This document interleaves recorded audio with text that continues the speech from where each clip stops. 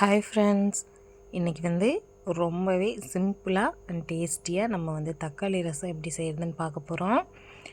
இது போல் ஒரு time try பண்ணி பாருங்கள். வீட்டில் இருக்க எல்லாருமே விரும்பி சாப்பிடுவாங்க. அதாவது ரசம் சாப்பிடாதவங்க கூட ரொம்ப விரும்பி ரசம் சாப்பிடுவாங்க. ஸோ அது செய்கிறதுக்கு முதல்ல ஒரு அகலமான பாத்திரம் எடுத்துக்கோங்க.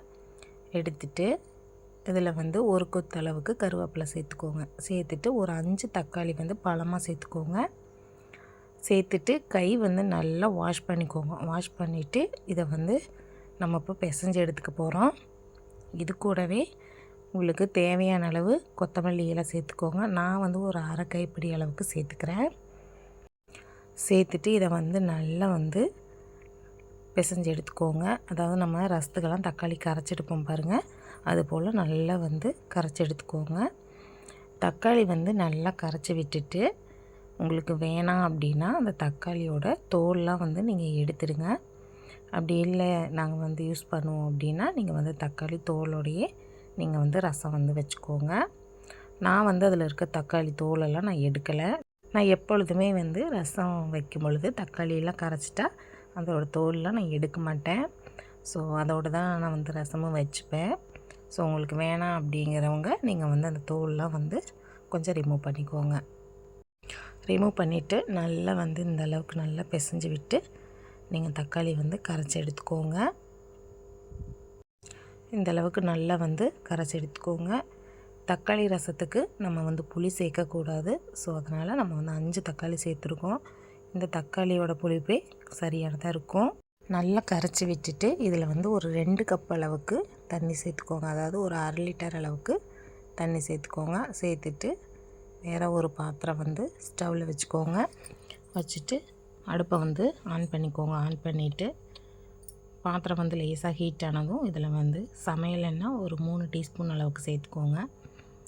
சேர்த்துட்டு எண்ணெய் லேசாக ஹீட் ஆனதும் இதில் 1 டீஸ்பூன் அளவுக்கு நம்ம கடுகு உளுத்தம் பருப்பு சேர்க்குறோம்.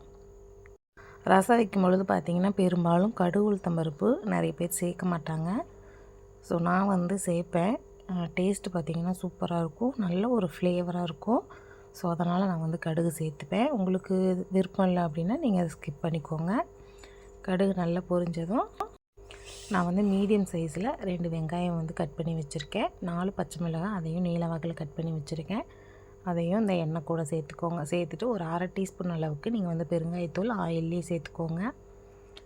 சேர்த்து நல்லா கலந்து விட்டுக்கோங்க. வெங்காயம் நமக்கு ஓரளவு, அதாவது ஒரு நிமிஷம் 2 நிமிஷம் நல்லா வதக்கி விட்டுக்கோங்க. அந்த அளவுக்கு நல்லா வதங்கணும்.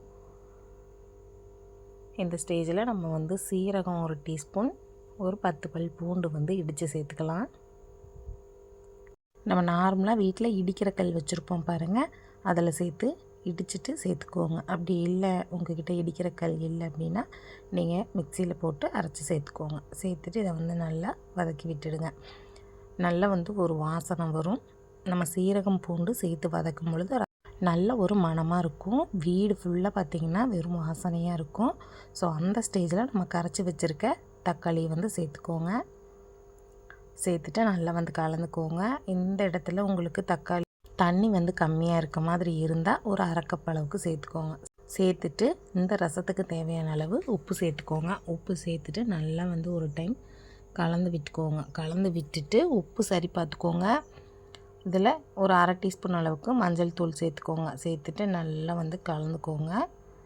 இந்த ரசத்தை நம்ம கொதிக்க விட போகிறதில்ல. ரசம் ஓரளவு நமக்கு நல்ல நுர வரும் பாருங்கள். அந்த ஸ்டேஜில் நம்ம ஸ்டவ் ஆஃப் பண்ணிவிடுவோம். ஸோ இதை நல்லா கலந்து விட்டு உப்பு செக் பண்ணி பார்த்து ஒரு மூடி போட்டு மூடி வச்சுடுங்க. ஒரு 5 நிமிஷத்துலேயே நமக்கு ரசம் நல்லா நுரைச்சி வந்துடும். அந்த ஸ்டேஜில் உங்களுக்கு வேணும் அப்படின்னா நீங்கள் விருப்பப்பட்டால் தேங்காய் துருவல் சேர்த்துக்கோங்க. இல்லைன்னா ஸ்கிப் பண்ணிக்கோங்க. தேங்காய் துருவல் சேர்க்கும் பொழுது இன்னும் டேஸ்ட்டு சூப்பராக இருக்கும். நான் உப்பு செக் பண்ணி பார்த்துட்டு கொஞ்சம் கம்மியாக இருக்கனால நான் கொஞ்சம் சேர்த்துருக்கேன். சேர்த்துட்டு இதை நல்லா கலந்து விட்டுட்டு ஒரு மூடி போட்டு மூடி வச்சிடலாம். நமக்கு 10 நிமிஷத்தில் இந்த ரசம் ரெடி ஆகிடும். ரொம்ப ஈஸியாக காலையில் நேரம் கூட இதை நம்ம சீக்கிரமாக செஞ்சிடலாம். ஸோ மூடி போட்டு ஒரு 5 நிமிஷம் மட்டும் நீங்கள் ஹை ஃப்ளேமில் வைங்க. ரசம் கொதிக்கக்கூடாது. ஸோ கொதிக்க விட்டுடாதீங்க. லைட்டாக நமக்கு பபிள்ஸ் வர மாதிரி கொதிக்கும். இந்த டைமில் நீங்கள் கலந்து விட்டு ஸ்டவ் ஆஃப் பண்ணிக்கோங்க. அவ்வளோதான், நமக்கு சூப்பரான தக்காளி ரசம் வந்து ரெடி ஆகிடுச்சு. நீங்கள் கண்டிப்பாக இதை ட்ரை பண்ணி பார்த்துட்டு எப்படி வந்தது அப்படிங்கிறத நீங்கள் வந்து கமெண்டில் சொல்லுங்கள். ஓகே ஃப்ரெண்ட்ஸ், இந்த வீடியோ உங்களுக்கு பிடிச்சிருக்குன்னு நினைக்கிறேன். வீடியோ பிடிச்சிருந்தா லைக் பண்ணி ஷேர் பண்ணி கமெண்ட் பண்ணுங்கள். மறக்காமல் நம்ம சேனலை சப்ஸ்கிரைப் பண்ணி பக்கத்தில் இருக்க பெல் ஐக்கானை கிளிக் பண்ணி வச்சுக்கோங்க. அப்போ தான் நான் அடுத்தடுத்து போடுற வீடியோ உங்களுக்கு நோட்டிஃபை ஆகும். இதே போல் நிறைய வீடியோ நம்ம சேனலில் அப்லோட் பண்ணியிருக்கோம். செக் பண்ணி பாருங்கள், உங்களுக்கு யூஸ்ஃபுல்லாக இருக்கும். ஓகே ஃப்ரெண்ட்ஸ், அடுத்த வீடியோவில் பார்க்கலாம்.